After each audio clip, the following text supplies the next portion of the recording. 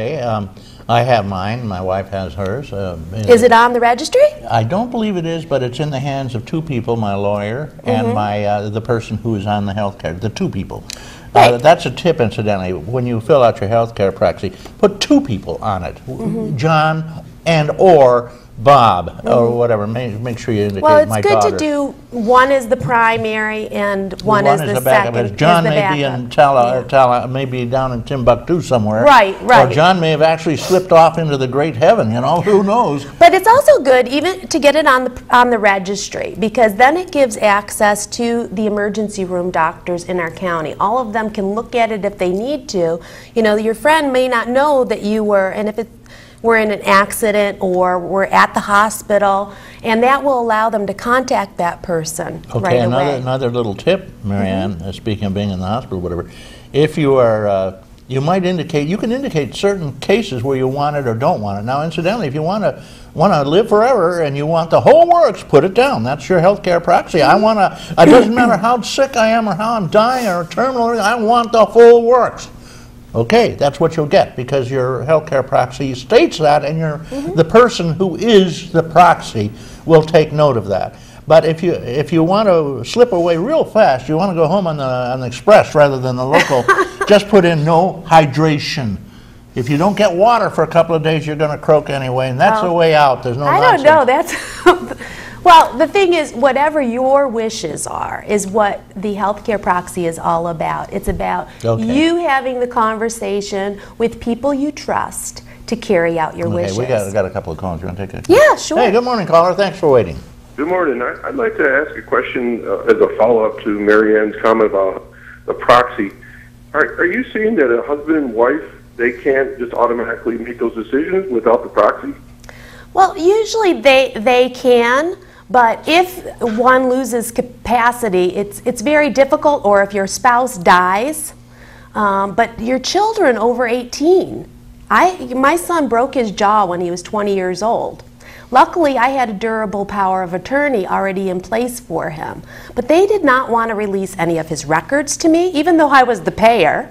So with husband and wife, yes, you're right, they will still honor that, ask the husband and wife. But you know, it just pays to have it, because if you've never had that conversation about whether you want to be resuscitated, whether you want to be kept on life support, these are important conversations to have, and a healthcare proxy just formalizes that. So there's no question in an emergency. Okay, you mentioned the durable power of attorney. Thank you, caller, incidentally. Just one more question, please. Sure. Okay, we'll talk about the durable power in a second. Go ahead. Can you list more than one person on the proxy? You can, but it's really best to put a primary person and then not an and, but a second person down on it. Like, I have my husband as my first choice for my healthcare proxy. If for some reason we were in an accident together, then I have my brother, who's a physician, as my backup proxy. If you put and they have to make the decision together, sometimes that can cause conflict. Yeah, maybe so it's better, you know, to have a primary person and then a second backup person. Okay, thank you very much. Well, thank you. You mentioned durable power of attorney. Right. What is that? A durable power of attorney is a legal document that gives you many different powers over somebody else. For me, a durable power of attorney was for financial as well as healthcare decisions for my son when he joined the Marines. And I was so glad I had that, because I had to do a lot of work with he has some finance issues. I needed to submit his taxes, and he was in Afghanistan. My parents had left him some stocks that I needed to do something with, and a durable power of attorney gave me the ability to do that. And it isn't an ordinary power of attorney, it's durable. Well, meaning that if they are incapacitated, it still works. If you have a standard power of attorney, once they're incapacitated, it's out. Well, it really, you know, I don't know all the legal jargon, but a power of attorney, you have to name specifically the different types of powers you are giving the person. Or you can check over your health care, over your bank accounts, and a durable is usually the one that gives you power over everything. Well, durable, according to our attorney, who I have on Jim's subject regularly, means that it's still in effect if they become totally out of it, unconscious. Right. And it's still in effect. A regular power of attorney is only good as long as that person is aware. And asks Well, you to take you care have of to their ask affairs, Jim those particulars since Yeah. I'm not a lawyer. Well, so no, very simple. When you go for your power of attorney, just ask for the durable power of attorney form. And you don't really need an attorney to do it. I mean, it's simple as heck. And you just sign at the bottom, you check here, here, and here. What do you want? I check all. So that's Yeah. it. Anything. They can sell my house, they can sell me. Well, and then you have to be careful about who you make sure that Absolutely. you give those wishes, that power to someone you really trust. Oh, you better believe it. Because, They can sell you out. in our elder abuse program, we have had people who take advantage of those things. Oh, yeah? And so, it's very important that you are on the same wavelength with whoever you give your healthcare proxy to or your power of attorney to. Absolutely, because power of attorney, they can literally liquidate all your assets and go off to Scotland or wherever they want to go, you know? Well, if you give them financial control. Sure. So, And that's what it is all about, as you're saying. it can be, yeah. That's Durable usually is. I also wanted to let people know that our United Senior Council has a couple of events coming up. On April 18th at Emeritus of Lakewood, they are having a health fair, and it's Teresa Perrin, who is still an officer with the United Senior Council, is kind of coordinating that. We are helping her.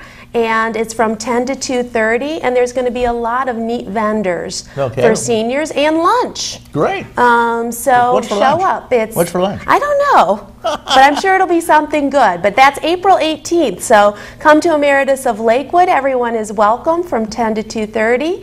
On May 10th, they're going to be having a trivia day in celebration of Older Americans Month.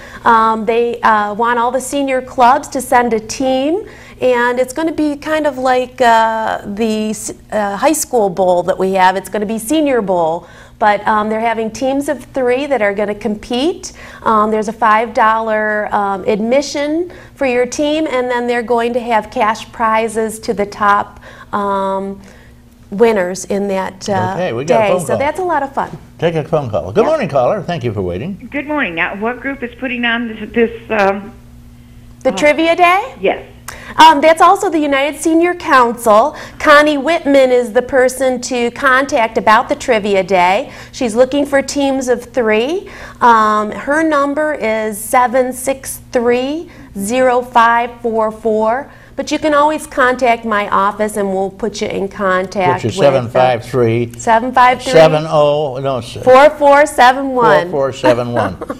Okay, now I've confused everybody. You only give one number, you know? I know, but United Senior Council is putting on both the health fair on April 18th and the trivia day on May 10th. Is this a fairly new group? Because I don't recall hearing the name of this group before. No, the United Senior Council has been around for a long time. What they are is representatives of all the different senior clubs. So if your senior club has not joined the United Senior Council, they should do so. It's one of the ways we get, as Office for the Aging, gets information out to all the senior clubs is through the United Senior Council. Up here, they meet over in They Fredonia meet at a nice restaurant. Actually, they meet all over the county. Every month, they meet at a different location, and so that all the clubs in Chautauqua County are, have an equal chance to get to their meetings. Do they accept you if you're not a leader in your group? Oh yeah, I don't think you need to be the president of your Just group. be any They would senior. just like any senior, but all the clubs should be represented, and it's a good way for all the clubs to figure out what each other is doing. Yeah, they get together on legislative matters too, I noticed. Right, and last year they hosted a breakfast with our legislatures that was very informative.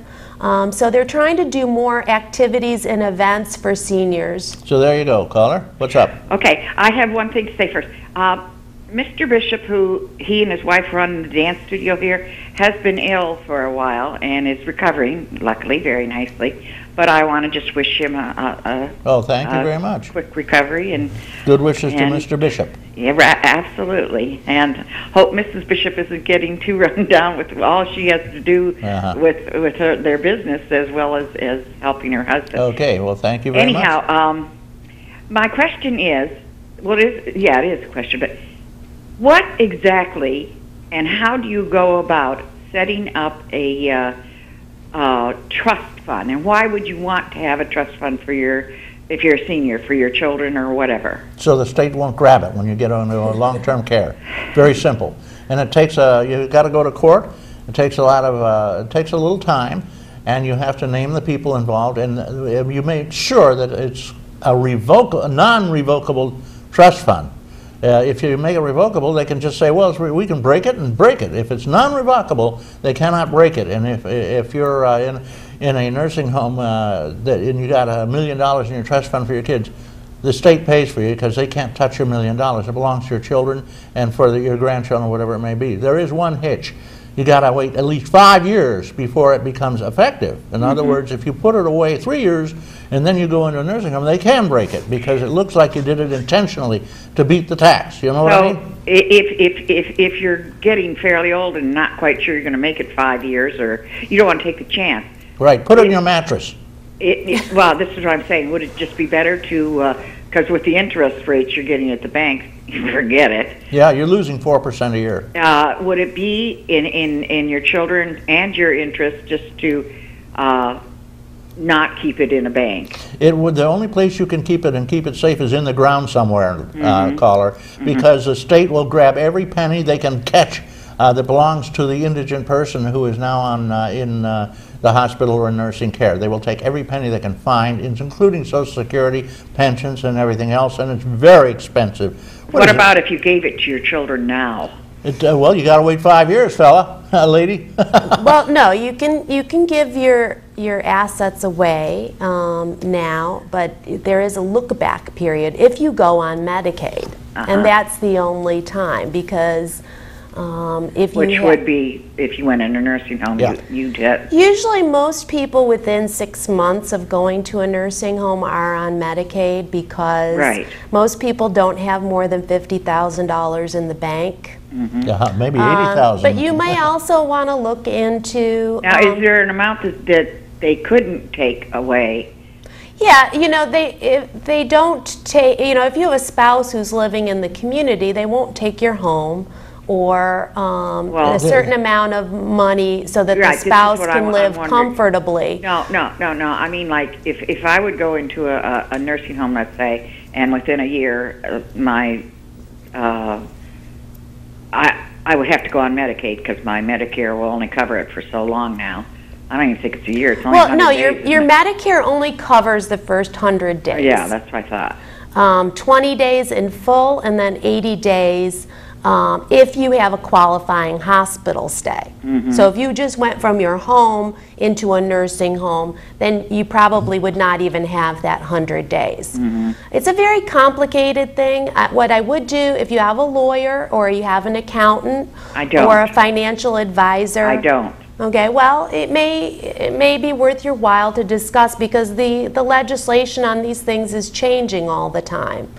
And the other thing to look into is into long-term care insurance. Those are changing. Some of them will cover not only nursing home stays for several years, but they would also cover you to get help in the home. Yes, but the problem is with that, Marianne, as you know, once you hit 80, you're out. No, I don't think that's true. They raise the rate so high you can't afford it. Well, I mean, it's things have changed, and that's, you know, if the Class Act was supposed to help with that. Shop around.